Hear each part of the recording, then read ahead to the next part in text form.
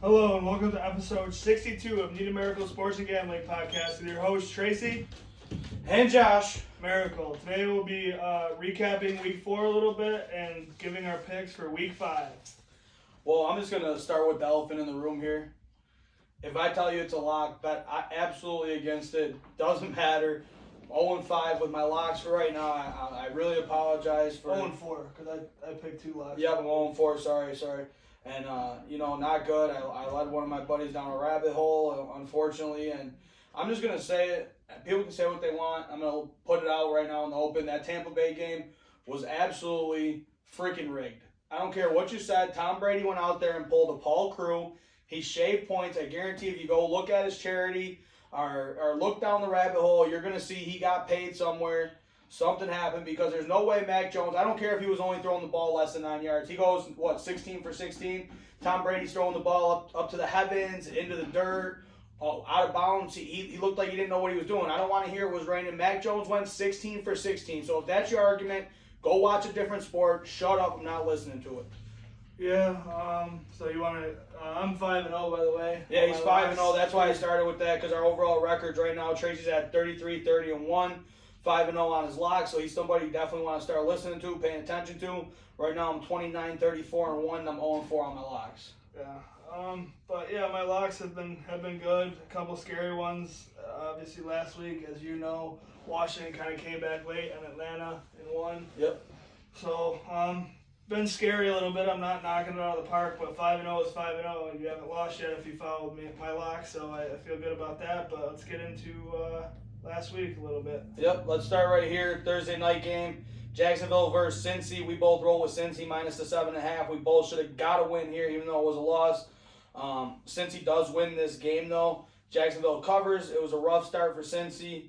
If they start off like they should have, like they finished the game, we probably hit our cover and they probably win by 21 points. Yeah, I needed the Cincinnati Bengals to score over 27.5 points, and it just was a miserable way. The first drive they go down, should have got points. They miss a field goal, and then after that they just looked lethargic. And in the second half, like you hinted on, they come down and 2 or 3 straight times score. CJ Uzomah looked like a completely different offense, but Jacksonville hung tougher than I thought they would. But what are you gonna do? Close game, which I didn't really expect. And Jags just fought hard. That's all I really got to say about it. Right. Trace, but then they jaguared in the end by losing. Let's talk a little bit about your and not to switch topics here because obviously we're covering the spreads. How was your Tuesday night though? Where were you at? I went to Boston to watch the New York Yankees, my favorite baseball team, play the Boston Red Sox in the AL wild card. What was the atmosphere like down there? It was pretty nuts. Not as crazy as I thought it'd be. Boston's more like a quiet, more of a business town, right, with that stuff? I mean, not really. I wouldn't say I was welcome there, but it wasn't also as bad as I thought. I mean, the Yankees obviously travel well with their fan base, so I didn't feel so outnumbered. But it was wild. Got it. Definitely a good time. Just wanted to know how that Why? was. What are you getting to? Nothing. I just wanted to let them know where you were at and touch base on it a little bit. I went to Boston. Did you go to Cancun on Tuesday? No, I didn't go to Cancun. Oh, you didn't see any of the Mets. No, I didn't see any of the Mets there. But don't worry, you guys will be right there with them, so it's all right. All right, yeah, that's fine. We had a shot. Fenway Park doesn't have a 40-foot wall up for some reason, then I wasn't taking a shot on the show. I just wanted to have a little conversation, let people know how your week was and where you were at. It sounded like you were kind of taking No, a you shot. sort of took a business trip for the show. I mean, you went down, you were covering sports. I like it. It was something you did. But another thing we got to touch base on before we get too far into the show and forget about it. Jalen Smith, Green Bay Packers uniform. Stephon Gilmore, Carolina Panthers. Yeah, what happened there? 1 second I heard he was a free agent, and the next second he was getting traded. Must have agreed to a trade. Panthers obviously got antsy, didn't think they'd maybe get him in free agency or waivers, whatever you want to call it, and they. So now they got J.C. Horn, C.J. Henderson. Well, J.C. Horn. Is he done for the year? I'm pretty sure. I mean, yeah. What exactly happened? Arm, I'm pretty sure. Okay. So Gilmore probably finishes out his contract there, goes somewhere else next year, I'd imagine, unless they're going to give him a deal. Yeah. He's still out a couple weeks. He's still possibly out a couple weeks. C.J. Henderson. And wasn't there another move that I'm forgetting here in the NFL? recently? Jalen Smith got cut, obviously. I don't know. I can't think. Thought there was another sign or something. Anything. So let's hop right into it here. We took a loss on that one. Hopping over to Sunday, Washington versus Atlanta. You texted me and said, F your team. I said, why? You said they're not going to cover. They win this game 34-30, covering the 1.5 that they were minus. So that was good for both of us. That was actually one of your locks that hit. You got anything you want to talk about on that one? No, just a late comeback, typical Falcons. That's why you bet against them. They give up the lead late. And yeah, that's all I gotta really say. Well, there is one thing I like to talk on. Yeah, go ahead. Get Scary Terry the ball. That's all you gotta do to win this game. Get him the ball, and he makes stuff happen.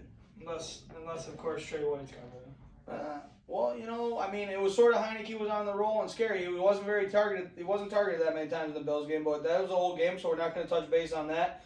We're going to try to get to this week what the viewers actually want to hear and where we're trying to put their money. So let's go to Detroit versus Chicago. We both took L here. The line was minus 2.5. We both took Detroit. The final in this game was 24-14. Big takeaways from this game. David Montgomery is going to be out 4 to 6 weeks. That's a big loss for you in fantasy. Yeah, we have him on like 3 teams, had 106 yards too. He's definitely, I think, the vocal point of that offense, even though Allen Robinson with a good quarterback would be. But Justin Fields gets named the starter for the entire season. Yet. But yeah, I mean, Detroit, right? You fight hard, you fight hard against better competition.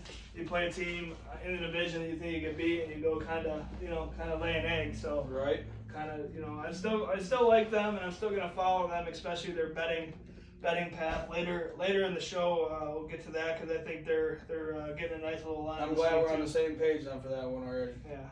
So let's hop into this one. Probably one of the biggest surprises of the week. It was sort of set up like that. I should have seen it coming. It was my lock of the week and bites me right in the rear end. Titans versus the Jets. Titans were minus 7, and the Jets come out and win this game in overtime, 27-24. Yeah, like I said Derrick Henry left, Derrick Henry right, Derrick Henry down the middle. No Jones or Davis to speak of. Davis? Huh? You mean Brown or Jones? Oh yeah, Brown. Sorry, I was about to say Davis was on the other side and went off. Yeah, He's been eating. If you got him in fantasy, play him. I was thinking about Corey Davis. That's why I said that. But yeah, Derrick Henry, 157 yards. So I mean, it's not like he didn't show up or anything. He's got his yardage, and they lose. A nail biter here in overtime. Tried to tie the game late, missed a field goal. Which, if you're a Tennessee fan or know anything about them, you know about missing field goals because the last 3 years it's been absolutely insane how many field goals they missed ever since they got rid of Suck Up, I believe. Yep. On to this next game here. I thought this game would have been a lot bigger of a score than it was. The Browns win 14-7. The line was minus 2. This game, it was a dirty game. It was a defensive game. It wasn't like anyone really stood out that much. To Nick Chubb, 21 carries, 100 yards. Kareem Hunt, 14 for 69 and a touchdown. Yeah, the quarterback leader only throws for 203 yards passing, and the best receiver had 84 yards receiving. So, it was one of those games, both teams kind of want to establish the run. I think they tried to do that. Chubb runs for 100 yards in this one, and Cleveland, like we thought, you thought that too, right? That's who you picked? Yep. Gets the better of them, but I definitely thought there would be more points in this game for sure. Maybe both in the 20s, but 14-7. Defensive struggle, and the Browns come out on top. Trace, why can't I think of who had the other touchdown for Cleveland right now? I don't know. Who did have it? Who do you know who had the one touchdown? Kareem Hunt had one. They had two field goals. That's why. Yep, that's right. Sorry about that. They went for They had the 2-point conversion. That's why I was so confused. Sorry about that, guys. On to the next one here, Indy versus Miami. We both took Indy. The line was minus 2. We both got a W here. They win this one 27-17. Miami just does not look good right now. Yeah, well, this is a Indianapolis team. Like I said, they're going on the road, and they're just absolutely desperate, playing pretty much, right now, an evenly talented team. I think, even Indianapolis might be a little better. Obviously, if they're healthy, I think they're quite a bit better than Miami, but Indianapolis is banged up with some line problems and other things like that. But yeah, I mean, just good work by Indy, and Carson Wentz doesn't look terrible. That's the thing that's kind of getting. Well, they're not asking him to be the guy. Yeah, dragged through the mud here a little bit. I mean, he has the injuries and everything, but again, he throws for 228. You know what I mean? And Jonathan Taylor's just waiting to break out. He hasn't really been himself, but in this game he gets 103 yards. And that Miami defense is supposed to be so tough that you hear about a lot. Not the greatest this week, giving up 27 to Indy. But my thing is, how long does Flores get a leash here? It's tough because I heard, and just as a Bills fan, and you know, the Bills went through their, you know, they had their comeuppance. You know, they've been beaten down. We get Josh Allen. We have that terrible year. Then we build up. We kind of sneak into the playoffs. Then last year we won the division, and this year, you know, it looks like things are kind of rolling in that direction again. But last year I'm hearing all these Dolphins fans, oh, we're gonna beat you, you know. Well, they realized they took the wrong quarterback. Yeah, they took the wrong quarterback, and I mean, last year they were switching between a 40-year-old journeyman. I mean, that's what Fitzpatrick is. Everyone loves him, but that's what he is at the end of the day. And Tua, the guy they're supposed to believe in. And I just never bought into this whole Miami thing. I never have. No, your home games, there's no one going. They could be 13-0 and no one would be going. I just don't buy into them, and I think they, again, probably need another culture change. Yeah, I don't know if. I'm not going to say Flores needs to go. I think he needs to hit on his pick, though. And I think most people in the country saw Tua not being the guy, just injury alone, stuff like that, was a lot of risk, and they took the gamble, and I think you had a better option, a more pro-ready quarterback, somebody who has been shown to be durable in a running offense with the quarterback at Oregon. I think everyone knew Herbert should have been the pick, and he's really showing them he should have been. And, you know, if you were to put him in that offense, they're probably a team that's sitting 4-0 right now. Yeah, it's So definitely a quarterback issue, but there's other things on that. Oh, for sure. I mean, you can't give up that many points. You know, sort of everywhere. I just feel like they don't make. And I don't know if Flores maybe just isn't the guy to be head coach, or like you're saying, like how far is his leash? Maybe he's just a great coordinator. And that's why we've seen the defense thrive so well, you know what I mean? But this year, obviously, they're not doing that great, and the team's showing it. And you talk about the quarterback play, like I said, but then like the O-line's nothing to write home about. The defensive line is just... Well, they traded their best offensive lineman to Houston. Yeah, they got Wilkins right in there. Yeah, Christian Wilkins. It's not Wilkinson, it's Wilkins, right? Yeah, Wilkins. Yeah, I mean, he's all right, you know, he's just league average, pretty much, maybe a little bit better, but it's just, there's no pop there on either side of the ball for offensive, defensive line, and it's just, I don't know. I think it's starting to get shown. On to this next game here, Carolina at Dallas. Dallas wins this game 36-28. Win for you, loss for me. The line was -4.5. I love Carolina in this game. They showed a lot of fight, even without their star player McCaffrey. They only lose by 8 points to a very solid offensively Dallas team, and I think that's, you know, what Dallas wants to do. They want to put points up and try to run away. Their defense obviously isn't that great, but on the flip side, Carolina, Darnold looks pretty solid. Their defense is showing. Now they got Gilmore there, and you know who knows when he's going to suit up, but he's definitely going to help either way, whether it's just teaching some of these younger guys. You know what I mean? They got two very young cornerbacks there. Obviously, J.C. Horn's hurt, but C.J. Henderson's only a second-year guy in the league also. Yeah, and... Right, second year or third? I'm not even sure, to be honest. I can't remember. But, you know, you hear all this back and forth about Darnold. The group text we were in earlier in the week was... you know, all reclaiming old thoughts, like, oh, you said this about Darnold, you said this. Listen, he knows it. I've known it for going on probably 5-6 years now that this guy's a stud. He can move, he's athletic. The Jets just ruined him. They did. You see it now, 301 yards again. And I know it was in a losing effort, but I just want to talk about him real quick. You know, 2 touchdowns, 1 rushing. And what you're really starting to see is the mobility of him, which is a huge thing in this league. He can get out. He can make, you know, he's not going to run for 30 yards down your throat. Sorry, guys. It's 5 o'clock. I just turned 5 o'clock. Going on. The clock went off. But, yeah, it's, you know, great mobility by him. He's starting to show it. He's starting to show his true talent. And obviously being a USC fan, I really like to see that. But it's time. And it's bad for you and it's bad for me because I got people at work. And you know how Cowboys fans are in general. They're a Super Bowl contender. I'm ready to say that. I really am. I think this is the year that they probably run away a little bit. No offense with the NFC least. Oh, they can run away with the division all they want, but they're not going to beat Arizona. They're not going to beat LA. I don't know, man. If Zeke can run the ball like he did, as efficiently as he did, and they got Dak as hot as he is, you know, if they don't get some of these goofy injuries, I think they're probably even better. But, you know, that defense, they got Diggs, who's looking like a tremendous number one corner, which was their biggest problem throughout this past I will say that. I did like Diggs. I like Diggs. You know that. I like Diggs when he got drafted. I thought he was a very talented corner. He should have been higher than what he was. I love Diggs. I'll give you that. I just don't think the rest of his defense is going to hold up. I don't think this coaching staff is going to hold up. And the offense is, I can see it getting stagnant. What's not gonna hold? How? What do you mean stagnant? I don't get that because they got weapons everywhere. Well, all right. So my thing, I shouldn't say stagnant. It's not going to get stagnant. I take that back. I retract that statement. I think the defense is playing very high right now. I don't think it's going to be a consistent play from them. I think the offense with Kellen Moore is going to become one-dimensional, as we've seen it become multiple times. That's sort of what I meant with stagnant. And when the offense becomes one-dimensional, it's very easy. It's much easier to stop because you're not worried about it. I'm not saying they don't have the weapons to be a complete offense and balanced offense with Zeke and that. But as we just seen, you know what I mean, in prior years, they go away from that as soon as something starts popping, which is good. But it makes it easy to game plan for it. Their defense is playing very good right now. Micah Parsons is a spark they really needed. But is one guy going to help them hold up down the stretch? You know what I mean? Yes, Diggs is coming on strong. I just don't think they have enough pieces to compete with some of these other teams in the NFC once they get into the playoffs. I believe they have 5 division games left. They beat the Eagles. I don't see them losing more than 1. No, I'm saying they're going to get in the playoffs, but I'm saying once they're in there, I don't think they have the talent to beat these other top teams in the NFC.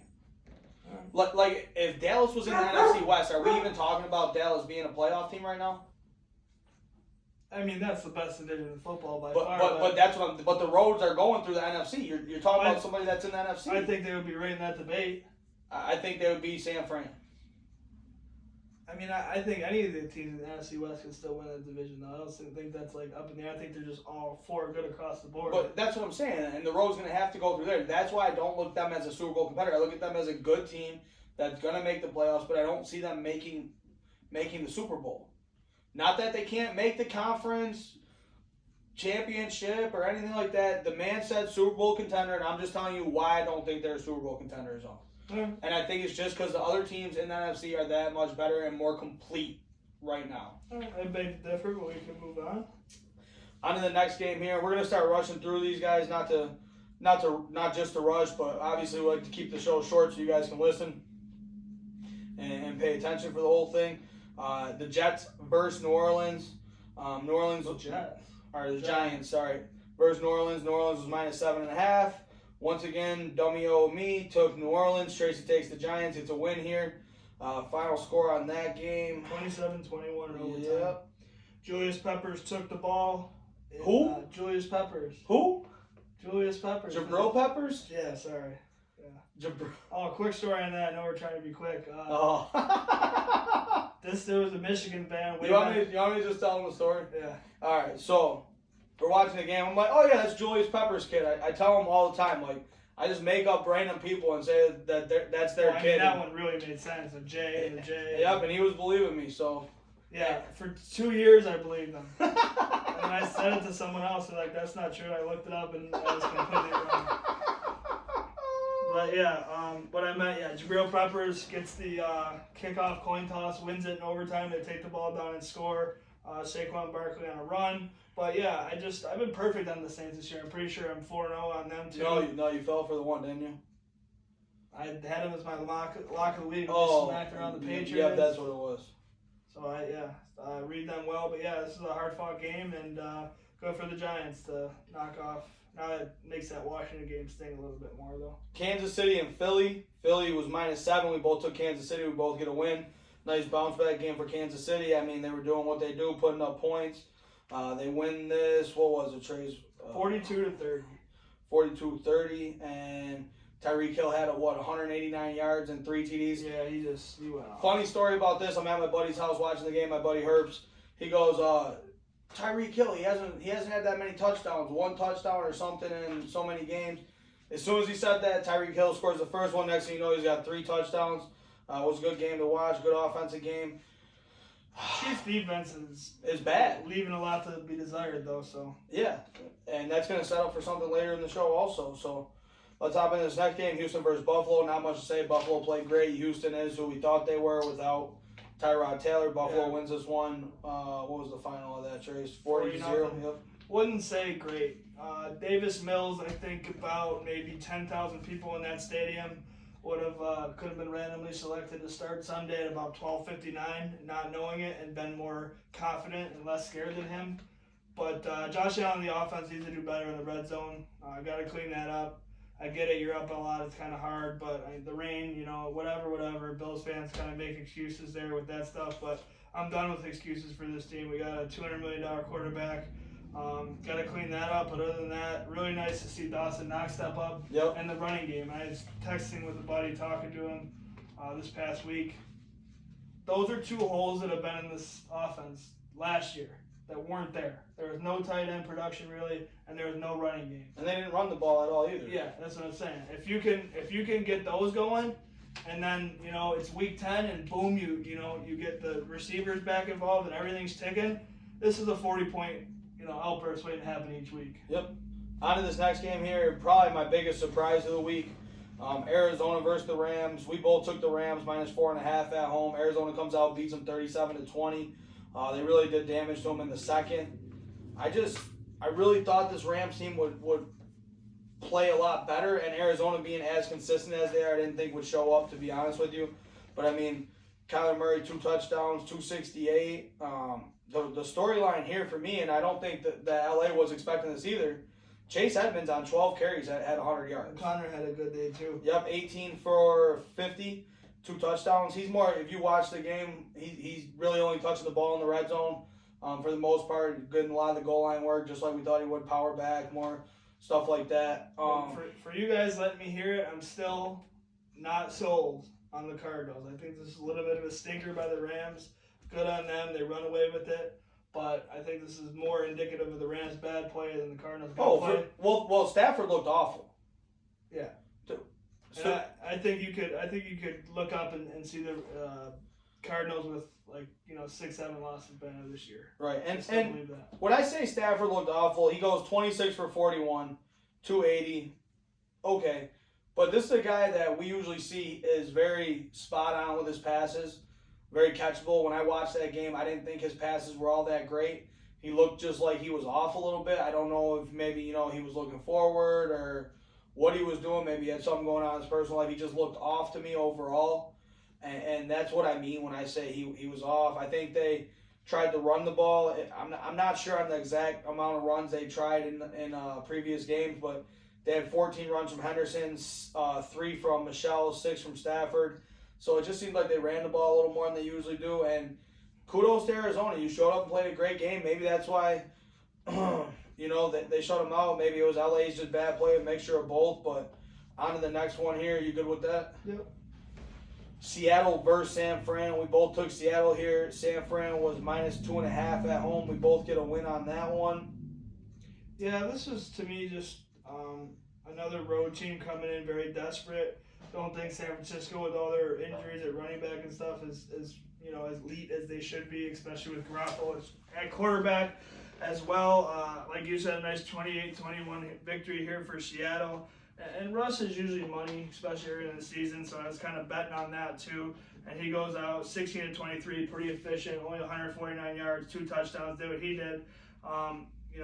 It's this Trey Sermon guy. I got Trey Sermon, Elijah Mitchell, and Raheem Mostert, all in fantasy. 2 of them are hurt, and Trey Sermon can't run the ball. 19 carries for 89 yards, not all that impressive. Deebo Samuel went off in this game, though. I have him, too. Holy shit. I got him, too. But so for me, the thing was, and this might be a different game because we see the final score 28-21. It wasn't like Seattle ran away with this game. Trey Lance comes in. Jimmy Garoppolo had some type of issue, some injury. He didn't go to a locker room or anything, so I don't really know what the injury was. Trey Lance at one point was like 1 for 5 or something like that. He ends up finishing with not a great stat line, but something that's a little more promising than that. He goes 9 for 18, 50%, 157 yards, 2 touchdowns, no interceptions, 1 sack. I mean, as a 49ers fan, you got to be sort of happy about that. Everyone knew when this kid was drafted, he's raw talent. He's not a guy that was pro-ready, right, to walk into a starting lineup and lead a team to the playoffs or anything like that. But for a kid to bounce back, especially starting out like 1-5, my hat's off to him. I think he played a good game. The one shot, Deebo Samuel was wide open on the big touchdown he had. You know, and that's good. They're building some chemistry up for the future, obviously. Right. So that's what I'm saying. On to this next game here. Baltimore versus Denver. Tracy's second lock. He gets a win here. I'm not sold that he got a fair win. He gets a win. It's in the lock. Teddy Bridgewater gets a concussion in the first. Drew Lock comes in. Drew Lock does not look great. And yeah, I'm finally saying that, probably the biggest Drew Lock supporter that there's been so far. But he comes in. He doesn't look great. He goes 7 for 16, 65 yards. I'm sorry, he goes 12 for 21, 113 yards. No touchdowns, 1 interception. What did he do? Yep, I was waiting for it. That's what you were going to say. Three sacks. I mean, he was definitely pressured. Teddy Bridgewater, though, 7 for 16, 65 yards, a touchdown, no interceptions, 2 sacks. It's just a different team when he's not there. You know, there's a lot more risk with Drew Lock. I've always said that he's a risky player, but some of it pays off, just like any risk you take. But I think if Teddy's in, he's somebody that could have just methodically moved the ball on this Baltimore defense, and I think this maybe was a different outcome if he stays in the game, but he gets hurt. Tracy gets a cover. They win this game 23-7. Hats off to Baltimore. And obviously, real quick, the whole running thing at the end of the game. Yeah. I respect it. Baltimore ran the ball. They had some record where they have 100 yards rushing throughout. Yeah, it's so many. It's not an NFL record. I should have wrote it down. Yeah, it just says it's tied it. It doesn't give the amount, but that's not a big deal. You know that they tied the rushing record. But I want to talk about the other quarterback, Lamar Jackson. He really showed some things through the air. Him and Marquise Brown seem to be back a little bit from the dead that they were last year. But 22 of 37, 316 and a touchdown. And he looked really sharp in this game and pretty much won the game solely almost with his arm, which you don't normally say about Jackson, so good for him. Well, a lot of people are saying Sammy Watkins is the key to that offense because he's the big receiver that they need on the outside. And even though he's not making all these plays, he's drawing coverage. He's taking eyes off Hollywood Brown to allow him to move around and show his speed, get open, stuff like that. Devin Duvernay is a guy that coming out of Texas, he was a straight speedster. I thought he'd be a really good deep ball guy, and he's turned out, you know what I mean? When he gets the ball in his hands, he can make some things happen. Is he a best guy? No, but they're starting to show they have other options besides Mark Andrews and Hollywood Brown. So good for them. Hats off to them. I hope they keep playing well. On to this next game here. Pittsburgh versus Green Bay. We both hopped on Green Bay. Tracy took Pittsburgh. I took Green Bay. Sorry about that. Green Bay wins this game 27-17. Win for me, loss for Tracy. For me, this game was really about, let me double check just to make sure I'm not giving you the bad information. Rodgers, he goes 20 for 36. A.J. Dillon has 15 carries for 81 yards. Jones has 15 for 48. Randall Cobb, though, welcome back to Green Bay. What do you have? 2 touchdowns, 69 yards, 6 targets, 5 receptions. I mean, this was a guy I thought was going to retire in Houston and just hang him up because he looked like he didn't want to even play anymore, really. I mean, well, some of these guys, and just off the top of my head, real quick, Deion Branch just popped in my head. You know what I mean? Mm-hmm. He was kind of given a second life with the Patriots later on in his career, just because you got such a good rapport with such a great quarterback. Sometimes that can get you a job, and he knows how to get open for Rodgers, and Rodgers knows how he likes to get open. So it's just chemistry. Doesn't go away, obviously. But yeah, Steelers. They're I believe the 3rd or 4th team that are now on my do not bet list. I don't want to, because he's a very good quarterback, and it's not even like a thing like I hate him. I got people at work that are Steelers fans. I don't hate Big Ben. I got nothing against him. He was a very good player for a long time. I don't know if you tested him right now if he could throw the ball 25 yards down the field. It's Drew Brees. It might be worse, though. It might be magnified. I mean, this guy's dealing with some things that he's not talking about. It's just not the same, man. And you can't. they brought in Najee Harris to help him. They're still throwing the ball 40 to 50 times. There's just something there that's just not clicking. And a couple weeks ago, Najee Harris had 19 targets. Yeah. That's not good for your running back to have 19 targets. Yeah, it's just... But on the Big Ben topic, a few things I want to say.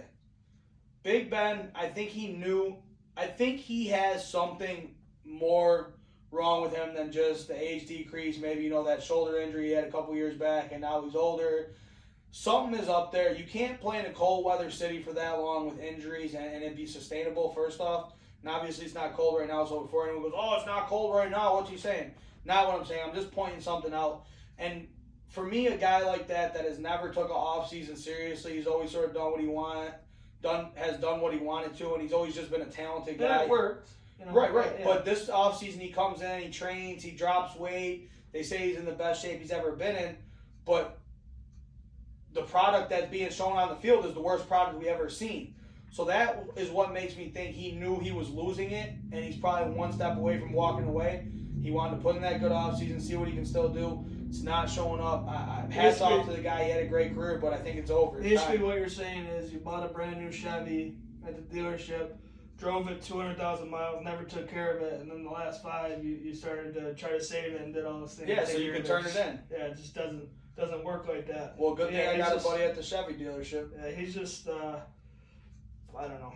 I thought this would maybe be a little bit of a rebound from him and a bounce back and maybe getting a late cover with the Packers winning the game, but I was close to it, but no cigar. Green Bay, the relaxed Green Bay Packers come again and win another game, and they look like they're going to go on a steady roll now too, so good for them. They make a decent sign to help their linebackers, as we talk about, adding Jalen Smith. I like that for them. Rodgers, so good for them. We already touched on this next game, so I'm not really going to say anything more on it. I really think it was rigged. I fully 100% believe it was rigged. There was 95% money on Tampa Bay to win this game. It would probably one of the biggest payouts for Vegas, I would imagine. I had a buddy put 1,000 on it. That was lost. He said he was at the line to put his money on it. A guy in front of him put 8,000. That's just people, you know what I mean, that we know that aren't in Vegas betting 50K, 100K on games.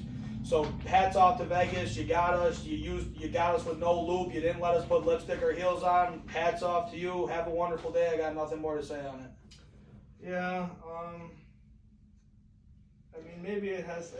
Brady was missing a lot too, but no one knows what Brady wants to do on a football field better than Bill Belichick, probably, especially watching film, and he knows the defensive standpoints of it. But it wasn't like he was getting the ball there and the pass was getting broke or the coverage was just there. He was just missing throws. Yeah, I'm not a believer in the whole rig thing. There's instances where it's like, what the fuck, but whatever. There's just as many times where something crazy happens and you win a bet, you know what I mean? But it's just that I think maybe he was a little nervous. I know it's crazy to say as many big games as he's been in, but it's walking in the different I'm gonna tell you right now. If this show wasn't PG, I would stand up and show the audience where the NFL and Vegas shoved it. All right, I would stand up and show them right where they got me. All right, if this show wasn't PG, so I'm gonna keep my pants on and I'm not gonna show them where they got me, but just know that's where they went to get us. All right. I understand your pain. Don't make excuses for them. But I'm not hearing it. And they still do win the game. And then miraculously Brady drives down the field. Oh, it's still raining, but now he can drive the ball right down the field like it's nothing. The Patriots missed a late field goal. I think also in-game strategy there. I want to see my team go for it instead of kick a 56-yard field goal, 4th and 1. There's like 20 seconds left. I think you go for it there, try to get a couple more plays out of that, and I'm telling you, closer. Look at Brady's bank account charities, and look at Robert Kraft's bank account charities, and someone else. I'm telling you, there's going to be a link there. I'm not lying to you. It's possible. Let's get on to Monday though. Monday night, this was a win for me. A loss for Tracy. The line was 3. I took LA. He took Vegas. Herbert comes out, does his thing, but most importantly, it's good to see Eckler back. He had 15 carries, 117 yards. He's not somebody that's really known for rushing the ball. He's more a receiving back, as we all know. 1 touchdown, and then I'm pretty sure he had another touchdown receiving. Yeah, he had 3 catches, only 28 yards, but another touchdown there. Herbert had 222 yards, so it wasn't a great day for him, but he had 3 touchdowns. Yeah, the under was the play there. Which we both liked the over. We took it out there, but and one thing many people don't talk about that I heard, when you're supposed to go out, you're all lit up and ready to go for obviously a primetime Monday Night Football game. And then, the stadium has the weather thing, and you have to go back. And I think that could have played a little bit of effect, at least early on. Well, especially for Carr, because Carr did come out and you saw him. He was like, what the fuck's going on? I'm like, what? He was confused as to why. Let me give you some clarification on that in case you didn't notice, or in case you don't know, not notice, no. The reason that was called is the sides of the stadium are open. It shouldn't really affect anything. Lightning strikes straight down, but that's why, because the sides of the stadium are open. Player safety was the reason there that they used. Yeah. I understand it. I get it. Not something I think should have been done. I think they would have been fine, as many other people think they would have. The players obviously thought they would have, but I understand. Protocols are protocols. We get a delay a game. Vegas goes in, probably lose some juice in there, waiting around, confused, like what the heck's going on, yada, yada. Chargers come out ready to play, and they get a W here, 28-14, and this is a Chargers team that's hot. I mean, this whole division right now is 3-1. Yeah, to be honest, I didn't pay too much attention. Besides Kansas City, if I'm not mistaken. Isn't Kansas City 2-2? Yeah. The Chargers backup tight end, what's his name? Do you know it? Fam? Yeah, or something like that? Yeah, something like that. I had him to score the first. I didn't have him to score the first touchdown, but I was thinking about it. I ended up taking Jared Cook, and obviously that guy scored the first touchdown, so that was a loser, so I went to bed. And I also took Derek Carr over 1.5 touchdowns, and that was pretty close to not hitting as well, but we got that done. So I debated. I wanted to take the Chargers. That was my pick. I love the Chargers. Almost was my lock last week. This guy, he liked the Raiders. He's been on lately, so, I sort of got nervous there. And the Raiders come out, and they look like a good team sometimes. The Chargers look flat. It just didn't fall like that. We thought the over was good. I'm thinking, what was it, 40 or 52? Both teams usually score. Both teams usually score mid-20s. I don't think both defenses were really that good, so I'm like, all right, I'm hitting him up. I'm like, hey, I'm going to take the over. He's like, I like the over too. I'm like, all right. As soon as it looked rough to start and there was no scoring, I shut it off and went to bed. Yeah. So, but let's give the people what they want and get into this Week 5 spread. And now, for your Week 5 spreads, we're going to start off with the Thursday night game. That's tonight, Rams versus Seattle. I like it to be a high-powered game. Seattle's getting 2.5 at home. For me, I'm staying with the hometown true. Not really. I'm going with LA, the Rams. I got too many players in fantasy not to. I think they win this game. They bounce back from last week and show them that they're a real team. Stafford shows the goods off tonight against the Seattle secondary that I do not think is that good still. Is Dunlap back playing tonight or what? I'm not sure yet. He got hurt last week in the game. For you guys that didn't see that. I also haven't seen news on Carson yet either. So, who? Chris Carson? Yes, he was still questionable. He's going to be a game-time decision. He didn't practice yesterday. I really think that the backup running back, they have Penny, they have Dallas last year. We've seen some of these guys. That was Collins, too? Yep, they have Collins. I mean, that's who it was. Collins, sorry, Penny's gone, I'm pretty sure, right? He got hurt, I think, this year. Got it. Collins, who had a big touchdown last week for him. But I just think this Rams team is much better than Seattle. They're pissed off from the loss last week in the division. We're not going to see history repeat itself here. Give me the Rams minus 2.5 on the road. A little trend I'm going to start following this year, just to see. Betting opposite of me? That'd be good too, but dip my toes in it a little bit. Rams coming off a heavy loss, and Seattle coming off a win. I just like the Rams as needing a bounce back, kind of wanting to prove that, this is no fluke. They are a good team. I think this is a last team to touch the ball type game wins it. I do believe that it's probably going to hit the over. And I just like the Rams to win by a possession here, which is either 3 or more in my case. So I think it's going to be close. I think it's going to, you got to get your popcorn out. Your hands are going to be sweaty here because it's going to be a great game, but it's going to be nerve-wracking on the betting side. But I like the Rams. I like Stafford to bounce back and all that. Yep. Now, for you guys that don't know, Sunday, 9 a.m., we are going to get the Jets versus Atlanta. Where's that coming from, Trace? London. Coming from London. The bridge will be falling down because for me, Atlanta is minus 3 points, and I'm taking the Jets off a huge win. Corey Davis has been looking good. He's the guy that's going to get the job done. I don't think Atlanta has a guy in the secondary to stop him. The defense line doesn't scare me to put pressure on Zach Wilson. I love the Jets in this game. The New York Jets +3. Yeah, I'm going to take the Jets as well. My notes for this game basically say, good thing this game has a hook to it. We got it at 3.5, correct? 3. 3. I have it here on the website. I got it, but I'll still take I the use Jets. I use BetSperts. Okay, yeah, it's fine. It's no big deal. All I was going to say is, good thing it has a hook attached to it because, you know, the way these teams are betting-wise, it'd probably be a push if it didn't.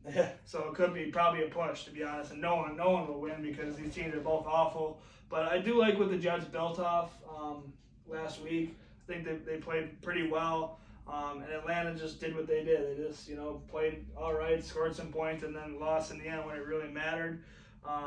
But I think the Jets beat a pretty good team last week too. You know, Yeah, even though they didn't have all their parts. So but for me, Tennessee's a good team. I thought Tennessee defensively would look 5 times better than they did last year. Adding Bud Dupree, adding Caleb Farley, if I'm not mistaken, through the draft. I always get that mixed up. So before you guys go, oh, why am I listening to this guy? He's a retard.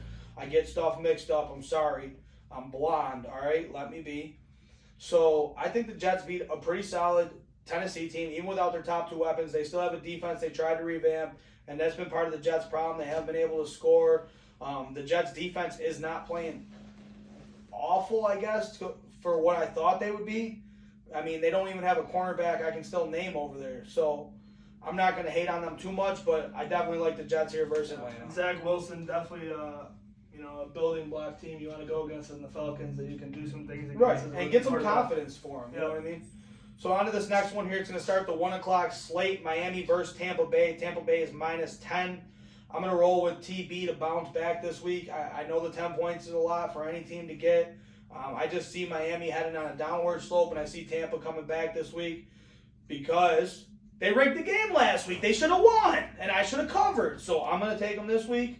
And if Tom gets me, I'm going to be in Tampa looking for him. And the guy that popped into his house before and was nice, I won't be that nice. I'm going to pop in his house and beat him down. Yeah, I can't guarantee a cover here on either side, but I do like the Tampa Bay side more. If you're, which we are being pretty much forced to pick it, I would probably stay away from it just naturally because of the big line. But I would take the Bucs. I just think that Miami hasn't looked very sharp as of late. Either is Tampa Bay, but I think Tampa Bay is more susceptible of doing that, and I just think this is a get-right game for them. Right. You know what I mean? It's just a nice home game, get in, get out, score some points, and beat up on Miami pretty good. Now, this next game, Philly versus Carolina, is going to be my floaties safest bet of the week. Carolina -3 at home with Christian McCaffrey zooming back up. I love it. Philly has not shown to be a consistent team. They've shown to abandon the run at times and go with the pass. This is not a team you're going to throw the ball on. This is a team up front that is also going to stop them in the backfield. I like what Darnold's been doing. I like the fact McCaffrey's back. DJ Moore's been playing well. For me, it's going to be all about Carolina early. It's going to be all about Carolina late. They're going to cover this game and probably win by 10 points. Yeah, my question here is, are the Panthers legit? Are they legit? I don't think Philly's legit, so you don't have to worry about that. My answer to are the Panthers legit is I think they are.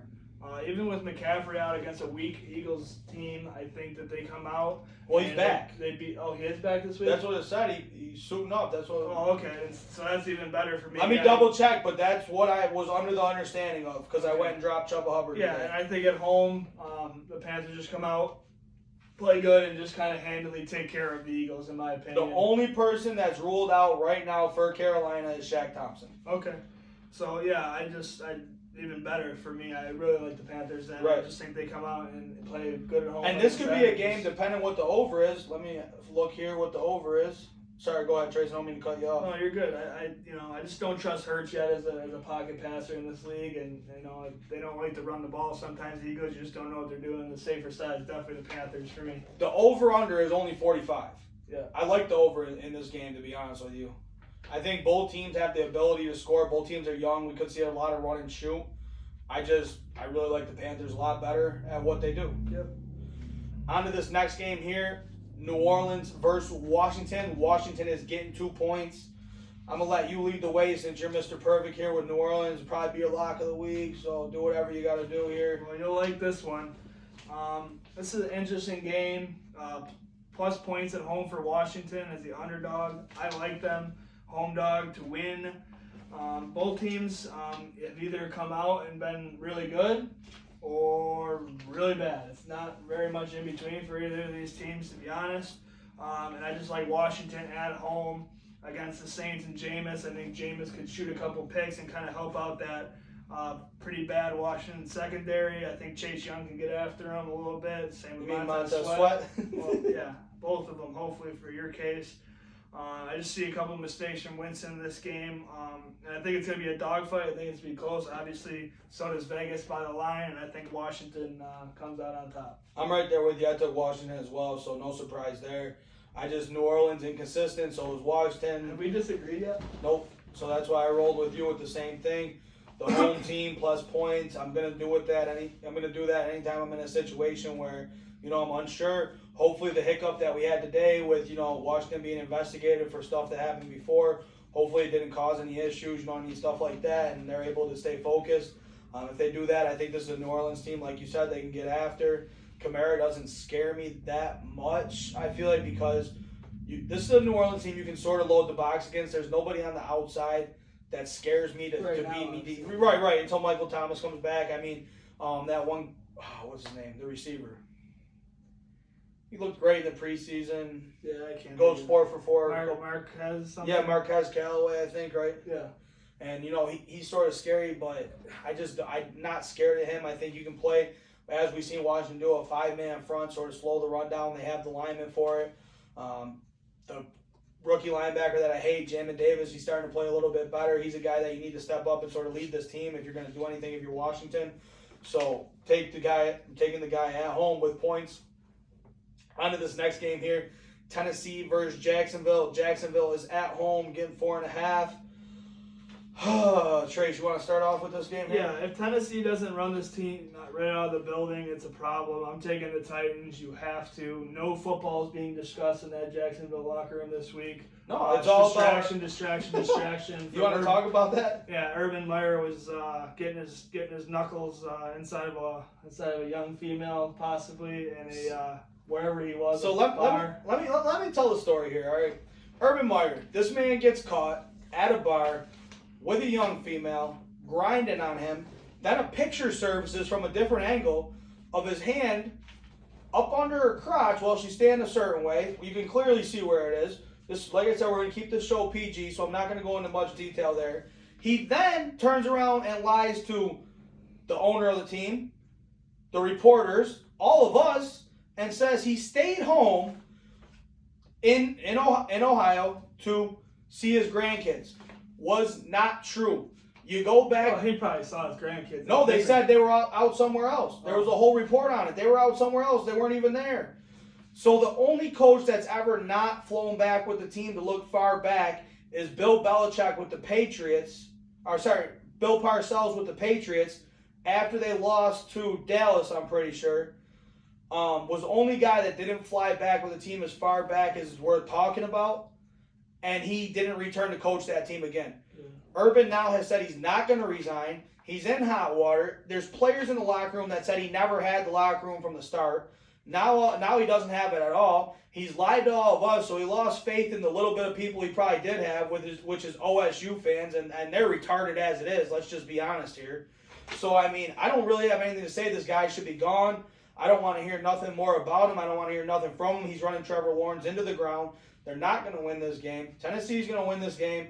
That's my pick. Lock it in. Yeah, and that coupled with the fact that, the Titans are coming off the bad loss, the embarrassing loss to the Jets, I think they roll them up pretty good here. Yep.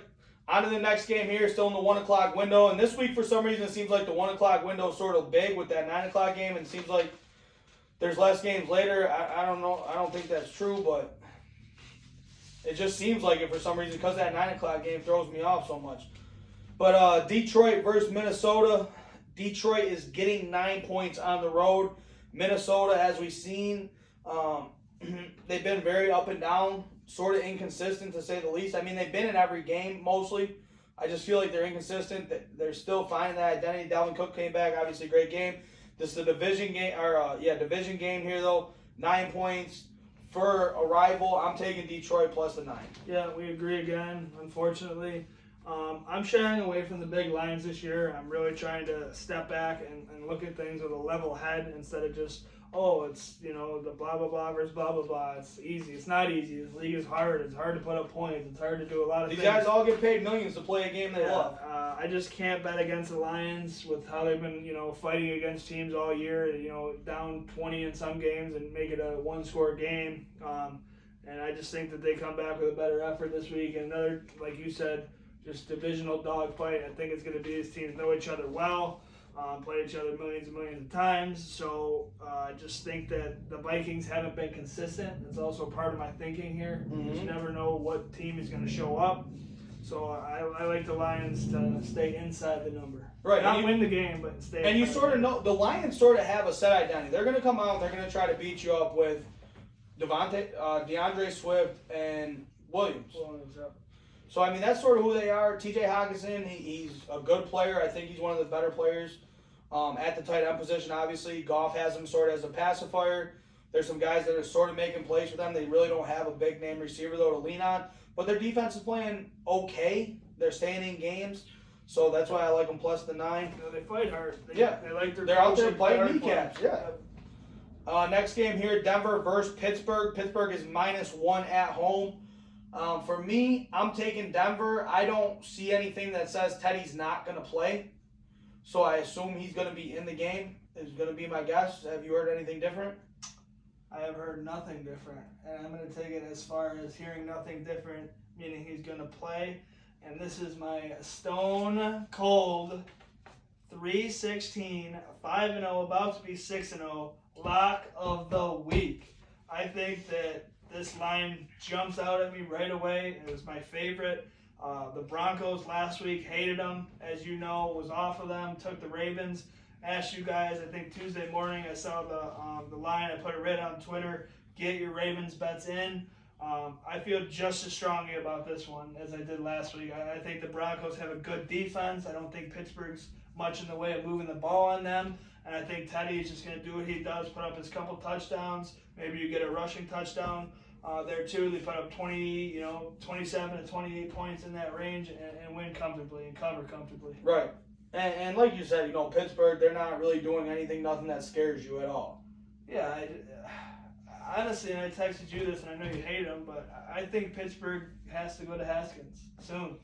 I get the legacy. You want to go right over Rudolph and go to Haskins? Yeah, I mean, you don't. The thing is, you're doing a thing for the future. You're not doing it to save face. I think this season's gone for them. Pittsburgh, I know they don't believe in that, the fans, because they're not used to that or hearing that or even thinking about that. But Rudolph has shown he's just not the guy, and I think Haskins is just more of that NFL makeup, raw talent, first-round pick, can run, can do things, run around back there. And I'm going to keep my comments to myself and let you have your spotlight, nothing bad.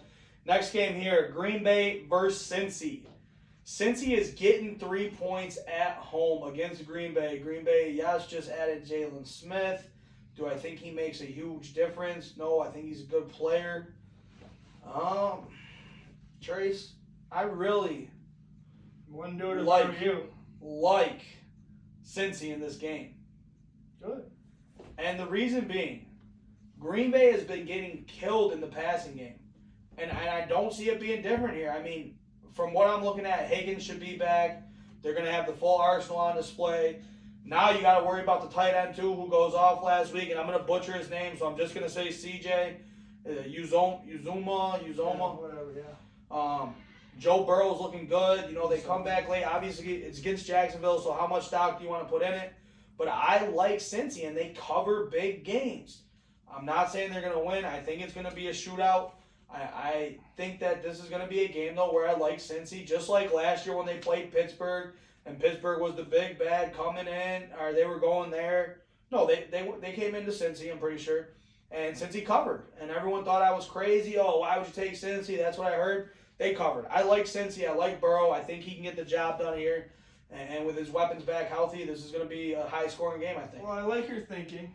and I agree with you again, that the Bengals will score. But the Packers will score more. I mean, this is the team that in the first half last week kind of let, the Jaguars go up and down the field on them. I just don't think that defense, the secondary is still a little banged up. I don't know the status of Bates. Guys like that. They got, a couple injuries up back there. And I just think this Packers team is starting to roll. So I think they win, kind of going away. I think it's going to be a shootout, maybe like a 38-34 type game, 38-31, something in that mold. But, yeah, I definitely think the Packers win this game and cover. Yep. Why are you taking videos of me? Huh? Why are you taking videos of me? I just wanted to put a little face transformation on you when you made that so I can save it in my phone, and then if you're wrong, I can pull it back up for you. It was all. Okay. Next game here. This is another big one. There's a camera right there, right? Yeah, but I couldn't add a filter. I put the Vipers on you. I got you looking good. Something for the fans to look at later. You know what I mean? When I post this video on Snap. New England versus Houston. Houston is getting 9 points. If there was any other quarterback besides David Mills starting for Houston, my money would be on Houston. There's not. I'm taking New England. Minus the 9 on the road. Mac Jones looked good last week. They're going to build on it. They're starting to find a little bit. They didn't have a strong, if I'm not mistaken, they didn't have a strong running game last week. Would you agree with that? Their running game was sort of the dump down passes and quick hitters to keep the ball moving. I think moving Gilmore was a big thing for them. You know what I mean? Not that he was a locker room, that he was a bad in the locker room or anything like that. I just think, when a player like that gets moved, a star player, it sort of wakes everyone else up like, oh shit, we better start playing. So I like New England minus the 9 on the road. I kind of want to throw open my mouth a little bit before saying this, and you're probably welcome because I'm probably giving you a game. You're taking Houston, but the more and more I look at this, and the thing I can't get past in my gambling brain is the fact that this isn't a double-digit spread. They were getting 17.5 points last week and didn't cover. Didn't even come close to covering. Mm-hmm. And you're telling me they're going back on the road to Foxborough against a team that just played Tampa Bay very tough and lost by 2 with a quarterback who looked pretty decent, and they're only getting basically an extra point and a field goal. Mm-hmm. You know what I'm saying? A touchdown, just 9 points. But it's just very odd to me, and I just, in my gambling brain, like I said, just cannot get past it. I think Houston comes out and shows a ton of fight early in the game, pissed off about how they looked last week, embarrassed maybe even some would say. They got that stable of backs. They got the 3 running backs, and I think that they can kind of break out and have a decent showing. I think Davis Mills isn't as bad as what I call him, David Mills? No, I don't know what you call him, but his name's Davis Mills.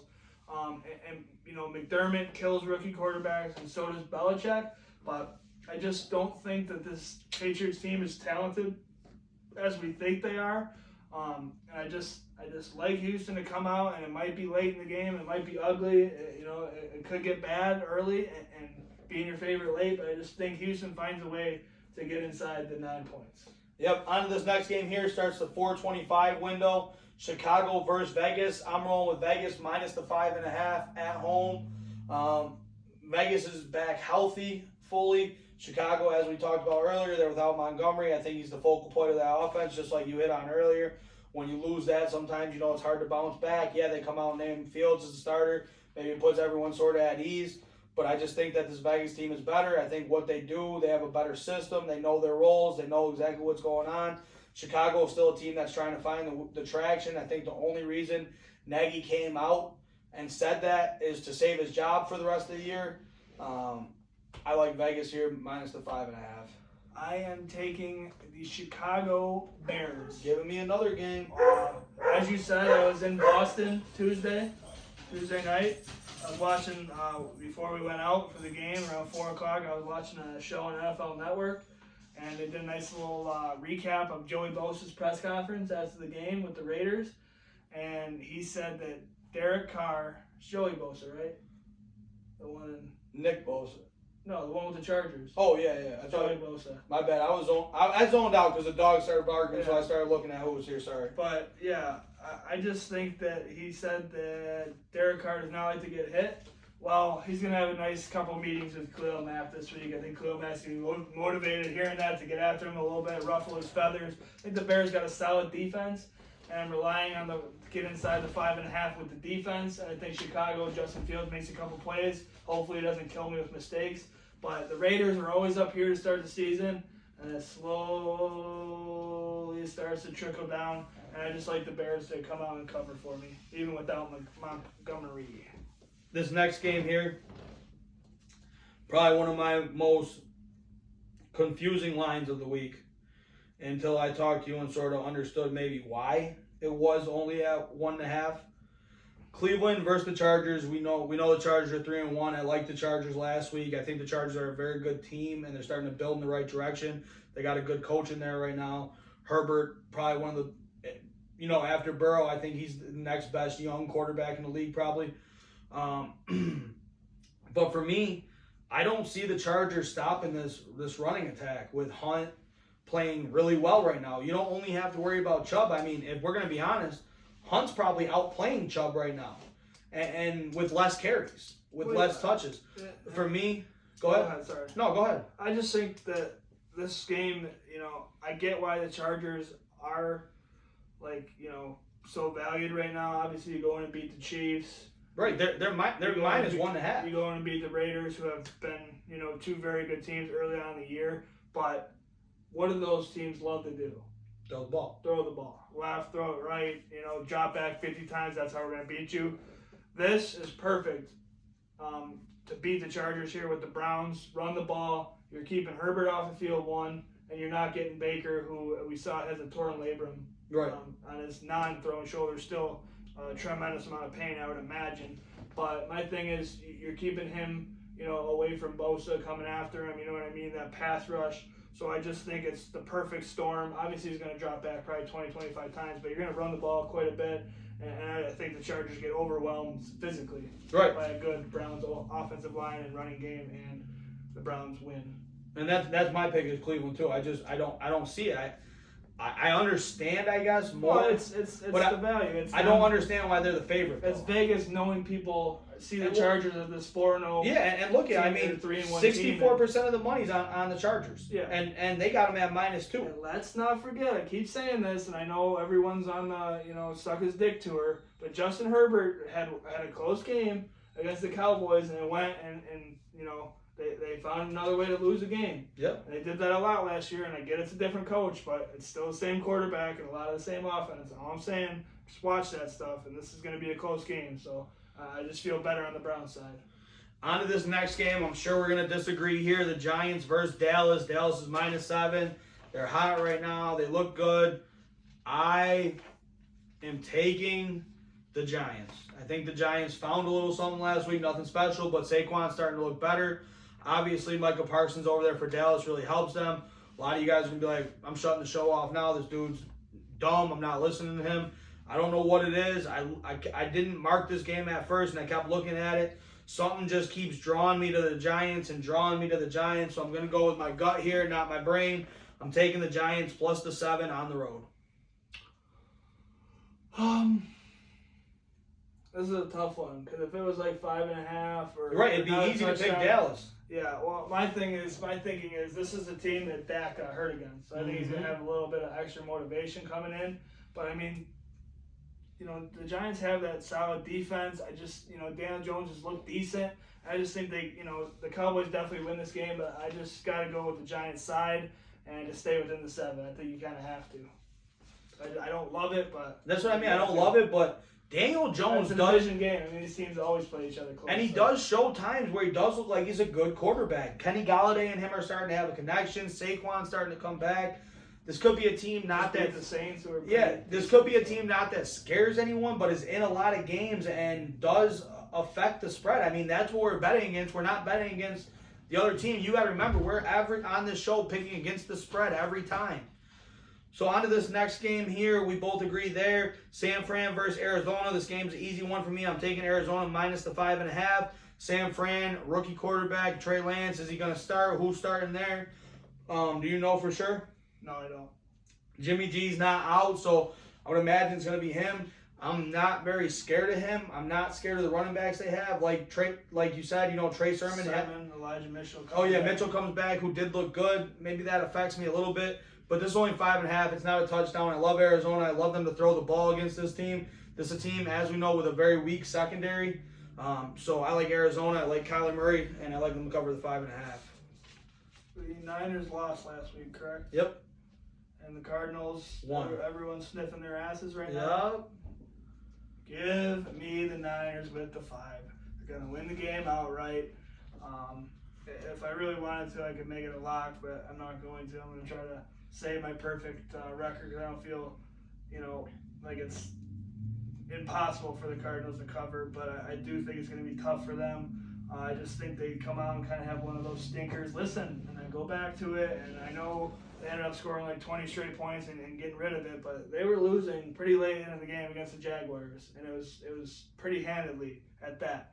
So just remember that, and I just like the Niners to kind of run, do their thing. Maybe Lance plays and plays lights out. Maybe he doesn't, and they stick with Jimmy and he does what he does.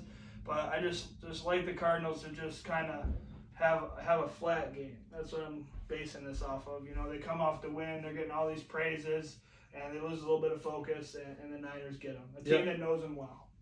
On to the Sunday night game, probably the game everyone that watched our podcast mostly is going to be tuned in for, locked in. Kansas City, Buffalo. Buffalo is at Kansas City, correct? Yes, sir. Right? You're not going to be there?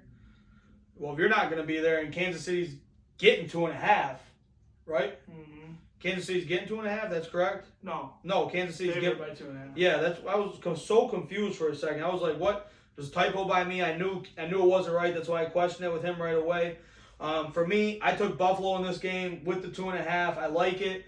I don't like it. I love it. I think Josh Allen's playing good ball right now. This Kansas City defense looks awful right now. I don't think they have a real leader. It used to be Tyrann Mathieu. You're not hearing him as much. You're not seeing Frank Clark do anything special that I don't even think he's playing right now, is he? I'm not sure. Jones for them, I haven't seen him do anything. A guy that has sort of been a plug play for Kansas City and probably is one of the better players that goes unnoticed, Reid Sorenson. He's looking like age is finally setting in. He's not making the plays he normally does. He's usually very alert and high motor and good play recognition. I think his age is starting to show. I think Buffalo has the younger guns on this team. I think Buffalo found something. I really think they found something with Spencer Brown at right tackle. He really looked good. He's a mauler. Buffalo's able to do all 3 facets of the game right now. They're able to play offense. Their defense is clicking. And most importantly, their special teams is playing well too.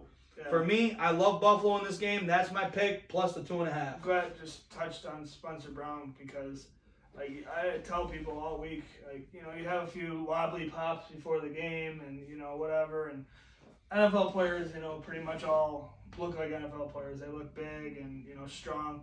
This dude looks big and strong. I mean, he's literally looks like I went outside and found the biggest stone and spent 100 years chiseling it out, and that's what came out. Because he just towers over pretty much everyone. Can you get that off your face? Yeah. Mm-hmm. But this game is very tough for me. Obviously, I'm a fan. I want to win on the show. I want to beat him. We want to make you guys money. Yeah, KC. Last year, twice against the Bills, kind of went away from them a little bit as the Bills had early leads. Does Josh Allen play good necessarily against the Chiefs? Defense the last 2 years, no. Have the Chiefs been more talented on defense the last 2 years? I don't really think so. But we're putting up 40, and we're going to win this game. The Bills will find a way to hold the ball last, to have the ball last. That crowd's going to be raucous. It's going to be going. And all we're going to do is dump it down to Beasley here. Stephon Diggs there, little Dawson Knox, a little bit of Zach Moss, Singletary. And we're going to find a way to drive down the field in a 35-plus point game and need a touchdown. And I think they're going to do it this time. I don't want to do it, to be honest with you, because I think it's very hard. It's hard to beat the Chiefs once. It's very hard to beat them twice in the season. I think we're going to see them later on. But I think that we finally get over this little Chiefs hump, 0-2 with Mahomes at the helm for them. And I truly believe that the Bills are going to win a shootout. They could lose a shootout just as easily. Could go the other way, timing, whatever. But I believe last team to touch the ball wins. The over could be 70. I would take it. I don't want to say I don't believe in this Bills defense, but stop with the stats and this and that. It's not going to happen against this team. The Chiefs are going to put up their 30 plus no matter what. We have to do it offensively. We have to do it offensively. It can't be 22 points or 24, and we're gonna run the ball and do this. I want the Bills defense completely back. I want prevent. Let Edwards-Helaire run for 200 yards, have 3 touchdowns, lose that way. Do exactly what you did in that week 4 game in 2020. Trace, can I ask you something on the show? Absolutely. On the show, I would like this to get spread worldwide, nationwide. Trace, can you put it in writing right now? If Kansas City comes to Buffalo in February, you will have a boxing match with Jackson Mahomes. You let him know he's not going to throw water on the Buffalo fans around. Is that something you will put in writing? I would love to do that. Call him out on the show. I would do it for free. Jackson, if you're available that week, which I'm sure you are because you do nothing except make TikToks, yeah, come on down and we'll have a nice little you heard it here first. Charity. We'll do it for charity. He probably wouldn't want to fight me, so I mean, look at me. Doesn't want any of this. But seriously, getting back to the game, I think you just hold back just like you did. I don't think the Bills' pass rush is there yet to get there with 4. So I think you just kind of back up, play coverage, and if Mahomes has time, he has time. But I just think that you make it hard with coverage. Right. So you double Kelsey, you do what you got to do there. Put a guy over the top of Hill and just hope for the best. And I'm going to apologize because I know we're going a long time here. It's about to ding on us again. It's almost 6 o'clock. We're going to run through this last game here. Indy versus Baltimore. Baltimore's -7. Like you said, Baltimore's looking really good right now. I just think that Indy is more of a complete team. I'm going to roll with Indy here, +7 points. I think you might see a push in this game, to be honest with you. I like Indy. I like Taylor to possibly have his breakout game we've been talking about. And that's what I'm going with. Yeah, I'm going to go with the Colts in a close game. We got to wrap this up. Episode 62. Don't even think about taking it. Thomas Bannock, 426 at Buffalo, 62 at a couple other stops such as Detroit and I believe Vancouver and Florida. I'm going to go with the man who had arguably the best Super Bowl celebration we've seen, and that is number 62 for the Philadelphia Eagles. His brother will be playing in Buffalo this week. I'm rolling with Jason Kelsey, number 62 for the Philadelphia Eagles. That's going to wrap up our show today. Lock in, load up. Let's get this bread this week. This has been your favorite podcaster's favorite podcast. Have a good night.